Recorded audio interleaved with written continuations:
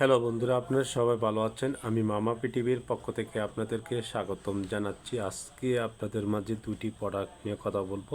এই দুটি প্রোডাক্ট শুধু বাচ্চাদের ক্ষেত্রে, বিশেষ করে বাচ্চাদের কী সমস্যা হলে এই দুটি সিরাপ খাওয়াবেন সেই বিষয়ে কথা বলবো। আপনারা মনোযোগ সহকারে আমার পুরোটা ভিডিও দেখার জন্য অনুরোধ রইল। বন্ধুরা, এই যে দেখুন, এই প্রোডাক্টটির নাম হলো ওমিডন সিরাপ। এই প্রোডাক্টটি তৈরি করছেন ইনসাপ্টা ফার্মাসিউটিক্যাল লিমিটেড।